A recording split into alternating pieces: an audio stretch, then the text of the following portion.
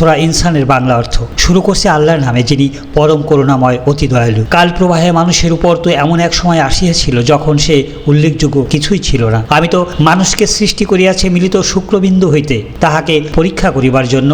এই জন্য আমি তাহাকে করিয়াছি শ্রবণ ও দৃষ্টিশক্তি সম্পন্ন। আমি তাহাকে পথের নির্দেশ দিয়েছি, হয় সে কৃতজ্ঞ হইবে, না হয় সে অকৃতজ্ঞ হইবে। আমি অকৃতজ্ঞদের জন্য প্রস্তুত রাখিয়াছি শৃঙ্খল, বেড়ি ও লেলিহান অগ্নি।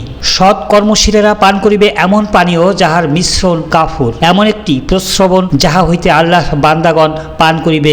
তাহারা এই প্রস্রবণকে যথা ইচ্ছা প্রবাহিত করিবে। তাহারা কর্তব্য পালন করে এবং সেই দিনের ভয় করে যেই দিনের বিপত্তি হইবে ব্যাপক। আহার্যের প্রতি আসক্তি সত্ত্বেও তাহারা অভাবগ্রস্ত ইয়াতিম ও বন্দীকে আহার্য দান করে এবং বলে, কেবল আল্লাহর সন্তুষ্টি লাভের উদ্দেশ্যে আমরা তোমাদেরকে আহার্য দান করি। আমরা তোমাদের নিকট হইতে প্রতিদান চাই না, কৃতজ্ঞতাও নয়। আমরা আশঙ্কা করি আমাদের প্রতিপালকের নিকট হইতে এক ভীতিকর ভয়ঙ্কর দিনের পরিণামে আল্লাহ তাহাদেরকে রক্ষা করিবেন সেই দিবসের অনিষ্ট হইতে এবং তাহাদেরকে দিবেন উৎফুল্লতা ও আনন্দ।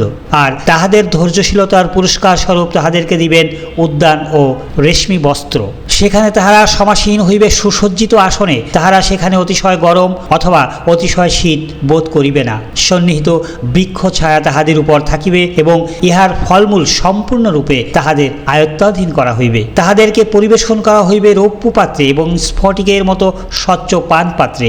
রজত শুভ্র স্ফটিকের পাত্রে পরিবেশনকারীরা যথাযথ পরিমাণে উহা পূর্ণ করিবে। সেখানে তাহাদেরকে পান করিতে দেওয়া হইবে জান্নাতের এমন এক প্রস্রবণ যাহার নাম সালসাবিল। তাহাদেরকে পরিবেশন করিবে চিরকিশোরগণ। যখন তুমি তাহাদেরকে দেখিবে তখন মনে করিবে উহারা যেন বিক্ষিপ্ত মুক্তা। তুমি যখন সেখানে দেখিতে পাইবে ভোগ বিলাসের উপকরণ এবং বিশাল রাজ্য। তাহাদের আবরণ হইবে সূক্ষ্ম সবুজ ও রেশমি। তাহারা অলঙ্কৃত হইবে রৌপ্য নির্মিত কঙ্কনে। আর তাহাদের প্রতিপালক তাহাদেরকে পান করাইবেন বিশুদ্ধ পানীয়। অবশ্য ইহাই তোমাদের পুরস্কার এবং তোমাদের কর্মপ্রচেষ্টা স্বীকৃত। আমি তো তোমাদের প্রতি কোরআন অবতীর্ণ করিয়াছি ক্রমে ক্রমে। সুতরাং ধৈর্যের সঙ্গে তুমি তোমার প্রতিপালকের নির্দেশের প্রতীক্ষা করো এবং উহাদের মধ্যে যে পাপিষ্ঠ অথবা কাফির তাহার আনুগত্য করিও না, এবং তোমার প্রতিপালকের নাম স্মরণ করো সকালে ও সন্ধ্যায়।